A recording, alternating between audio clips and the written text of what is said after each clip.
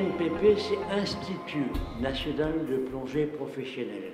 C'est donc, je dirais, une école internationale avec des plongeurs ex ou pratiquement professionnels qui forment les classes 1, c'est-à-dire jusqu'à 40 mètres, les classes 2 jusqu'à 60 et les classes 3 au-delà de 60 mélanges de gaz. C'est donc une école internationale qui était dirigée à cet moment par le commandant Gavari. Du coup, c'est lui qui enlève.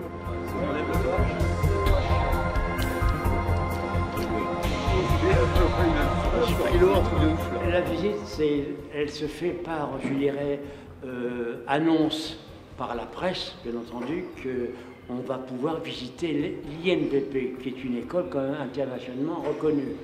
Donc ce sont des Marseillais ou d'autres qui ne sont pas toujours de Marseille et qui connaissent cette école de formation, qui automatiquement viennent à un jour défini pour visiter l'installation de l'école.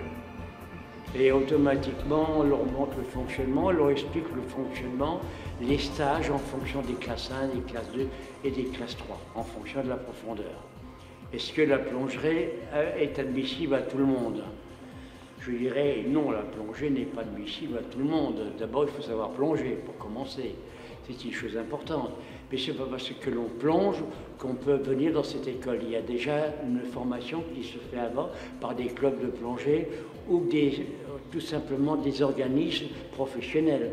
Donc ils viennent compléter un examen qu'on appelle les classes 1, les classes 2 et les classes 3, en fonction de la profondeur et des mélanges de gaz. Et ici, ils sont formés avec des tourelles d'intervention de grande profondeur. Et au bout de 3 semaines, quelquefois 4 semaines ou plusieurs semaines, quelquefois 3 mois, ils sont formés sur un plan, je dirais, professionnel.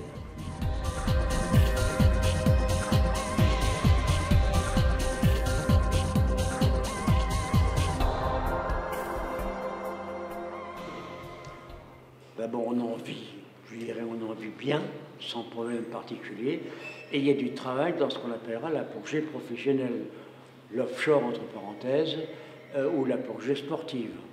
Les diplômes d'État que l'on passe au sein de la Fédération française d'études de sport sous-marin, et certainement il y a un autre niveau pour, je dirais, les travaux sous-marins, et ça se passe ici. Mais on en vit, je dirais, c'est pas qu'on en vit très très bien, on n'est jamais satisfait de ce que l'on gagne, mais je pense qu'on est payé décemment sans problème particulier. C'est un bon métier, mais c'est un métier qui est difficile du fait qu'on n'est pas très souvent chez soi. Merci beaucoup. Merci.